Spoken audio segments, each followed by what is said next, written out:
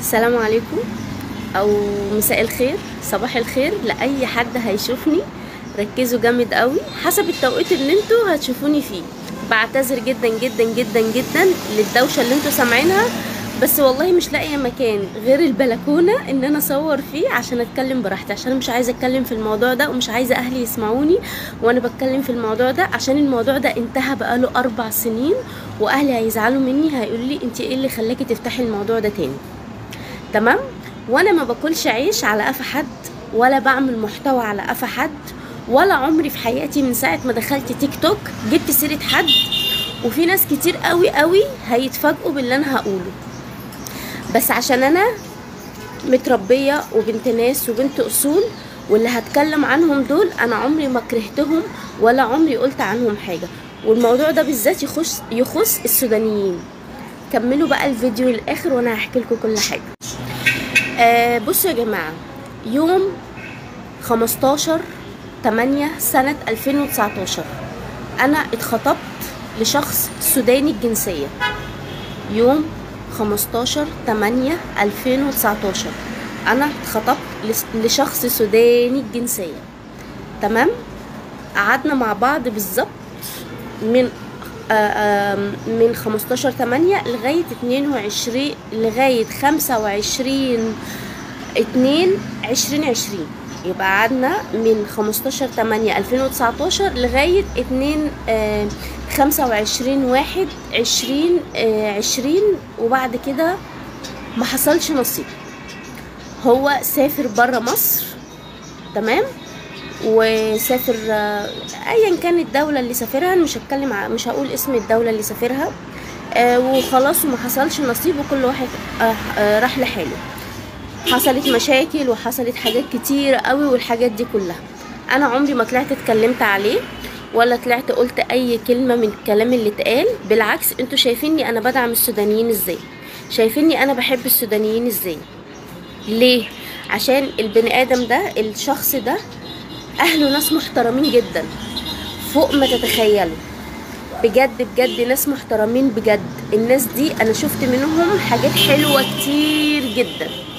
الناس دي شفت منهم استقبال ما شفتهوش من اهلي شخصيا، عشان اتكلم بامانه الله. يعني لما بروح لحد من اهلي مثلا، تصادف يبقى عندي مناسبه عند حد من اهلي، ما بشوفش الترحيب والاستقبال اللي بشوفه عند اهل الشخص اللي انا كنت مخطوبه له.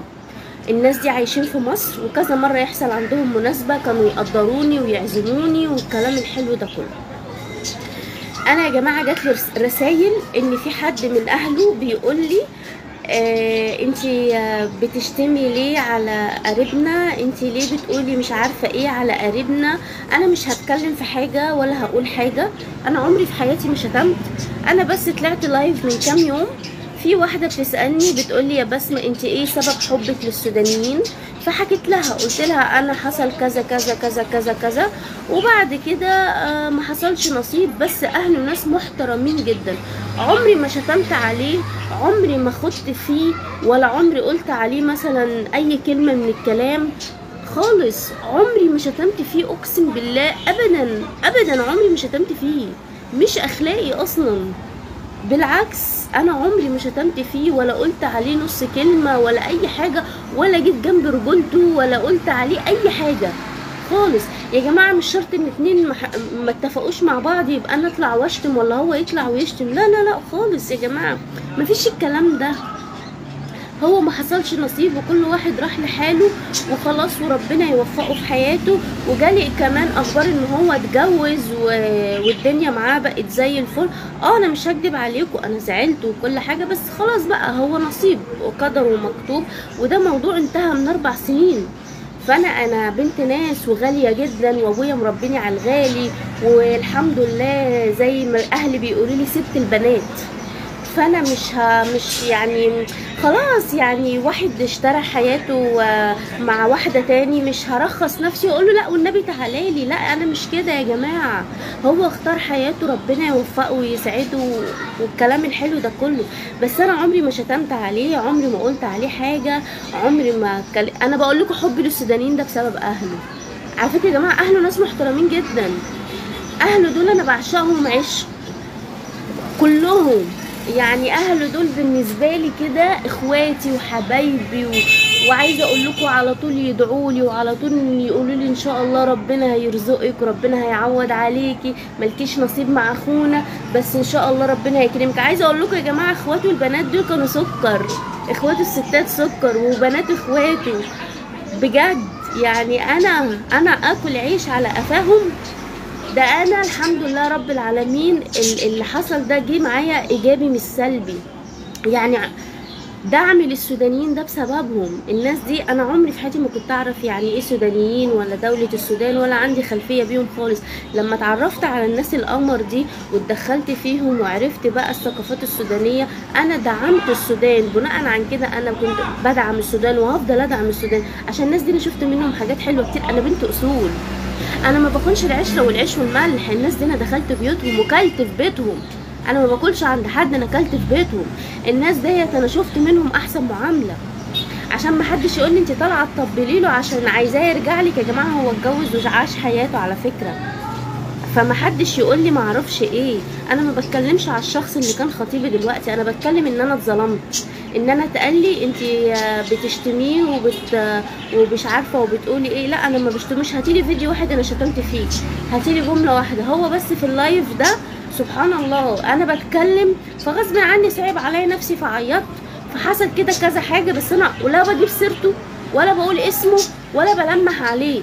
وانتوا في ناس كتير دلوقتي هتتفاجئ ان انا كنت مخطوبه لسوداني اساسا، ناس كتير جدا هتتفاجئ. فيا جماعه عيب ما تقوليش ليه انا كده. انا برضو بسمه في الاول وفي الاخر، بسمه اللي ما شفتش منها غير كل حاجه حلوه. طبعا كلام الناس معينه، انا طبعا اهله بكن لهم كل الاحترام والتقدير والحب. لغايه دلوقتي احنا بنتقابل وبحبهم وبيحبوني، ومع بعض على الواتساب، مع بعض على الفيسبوك، وبيننا كل الحب والاحترام والتقدير، وناس زي السكر. احنا لسه كنا متجمعين من فتره في عيد ميلاد بنت صاحبتي الانتيم اصلا تقول له يا خالي. انا صاحبتي الانتيم بتقول له يا خالي، اكتر من كده ايه؟ فيا جماعه ما حدش يدخل زيت في عبيد ولا يخلط الزيت بالسمنه، ما اعرفش ولا متجمل كده عندنا في مصر. انا بنت اصول ما بجيبش سيره حد بحاجه وحشه. وخلال ما انا دخلت التيك توك عمري ما اكلت عيش على قفاه ولا قلت في حقه نص كلمه، عشان البني ادم ده في الاول وفي الاخر كان في يوم من الايام خطيبي وما حصلش نصيب، وبرده كان عيش وملح مع بعض. ويشهد الله يعني طول ما هو كان في مصر انا ما شفتش منه غير الخير. لما سافر بقى خلاص ربنا يسهل له، يعني هو اختار حياته وربنا يسهل له كده. لكن انا ما شتمتش عليه، ده من عيله محترمه جدا ومن عيله كبيره جدا في الخرطوم في مدرمان. ده ما شاء الله، ده اهله اقسم بالله ده لو عمل معايا اي حاجه يتغفر له عشان اهله. اقسم بالله انا اكتر حاجه زعلانه عليها ان انا خسرتها اهله كان في منتهى العسل ومنتهى الجمال وزي الفل وناس تفرح. فمحدش يا جماعه يجرحني بكلام، ومحدش يقول في حقي كلام ما اتقالش. انا واحده بحب السودانيين بسبب الناس دي، وربنا يحفظ السودان ويفك كرب السودان، ومحدش يقولني حاجه انا ما قلتهاش. الله يبارك لكم، عشان انا ما بحبش كده.